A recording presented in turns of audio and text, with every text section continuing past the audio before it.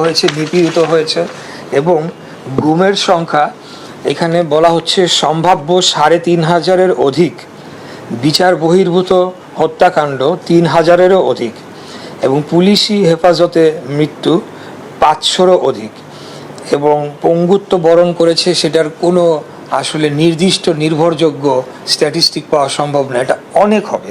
তো সব মিলিয়ে আমরা মনে করি যে বিশাল একটা জনগোষ্ঠী যারা বাংলাদেশে গণতন্ত্র পুনরুদ্ধারের লক্ষ্যে, জনগণের অধিকার প্রতিষ্ঠার লক্ষ্যে আন্দোলন সংগ্রাম করতে গিয়ে তারা গুমের শিকার হয়েছেন, হত্যার শিকার হয়েছেন এবং তাদের বিরুদ্ধে হাজার হাজার শত শত মামলা দিয়ে তাদের জীবনকে একেবারে ধ্বংস করে ফেলা হয়েছে, আর্থিকভাবে তারা চরম ক্ষতিগ্রস্ত হয়েছেন।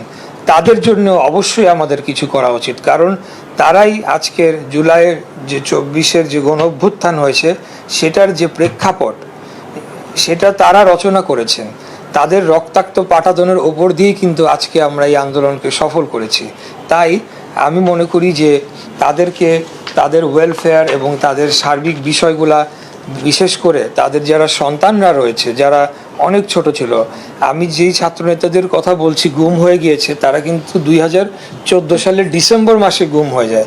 তাহলে ওই সময় যে ছোট বাচ্চারা ছিল আজকে তাদের আপনারা কি কোন পর্যায়ে রয়েছে আপনারা চিন্তা করেন এবং আপনারা বিভিন্ন সময় দেখেছেন তাদের যে অশ্রুঝরা সেই আবেগ, সেটি আপনারা দেখেছেন।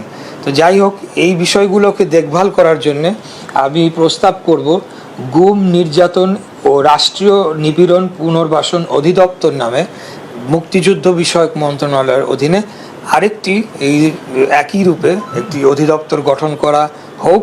সেই লক্ষ্যে আমি কাজ করে যাচ্ছি। আমি আমার প্রস্তাবনা, আমার যুক্তি, আমার ফ্যাক্টস অ্যান্ড ফিগার্স দিয়ে আমি পেপারস রেডি করে সেটি আমি ক্যাবিনেটে আমাদের মাননীয় প্রধানমন্ত্রীর অনুমতি সাপেক্ষে ক্যাবিনেটে উত্থাপন করব এবং আমি বিশ্বাস করি আমাদের মাননীয় প্রধানমন্ত্রী এটিকে অনুমোদন দেবেন এবং এদের ওয়েলফেয়ার, এদের যে লস সেটা তো আমরা কোনোদিনও পূরণ করতে পারবো না, কিন্তু তাদের পাশে যে আমরা রয়েছি, রাষ্ট্র যে তাদের পাশে রয়েছে সেটি আমরা প্রতিষ্ঠা করতে পারবো।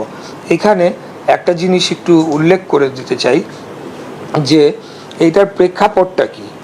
রাষ্ট্রীয় সাংবিধানিক ও মানবিক দায়িত্বের অংশ হিসেবে রাষ্ট্রীয় ক্ষমতার অপব্যবহার অথবা ক্ষমতাসীন দলের রাজনৈতিক পৃষ্ঠপোষকতায় বলপূর্বক অন্তর্ধান, গুম, বিচার বহির্ভূত হত্যাকাণ্ড, হেফাজতে নির্যাতন, রাজনৈতিক সহিংসতা, নির্যাতনে গুরুতর আহত ও পঙ্গুত্ব বরণ করা ব্যক্তিদের ও নিহতদের পরিবার এবং অন্যান্য গুরুতর মানবাধিকার লঙ্ঘনের ফলে ক্ষতিগ্রস্ত ব্যক্তি ও তাদের পরিবারের পুনর্বাসন, চিকিৎসা, মনোসামাজিক সহায়তা, আইনি সহায়তা এবং দীর্ঘমেয়াদে কল্যাণ নিশ্চিত করার জন্য একটি স্থায়ী প্রাতিষ্ঠানিক প্রতিষ্ঠান প্রয়োজন।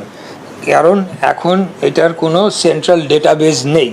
আমাদের জাতীয় পর্যায়ে একীভূত করে একটি ভুক্তভোগী পরিবারদের ডেটাবেস অবশ্যই একটা প্রতিষ্ঠা করা দরকার, যার মাধ্যমে আমরা এই পুনর্বাসন এবং চিকিৎসা, কর্মসংস্থান সহ নানাবিধ যে সুযোগ সুবিধাগুলি রয়েছে, যেটা রাষ্ট্রের দায়িত্ব, বিশেষ করে রাষ্ট্রের দায়িত্ব, কারণ রাষ্ট্রীয় বল প্রয়োগ করেই তাদের উপরে এই নির্যাতনটি করা হয়েছিল।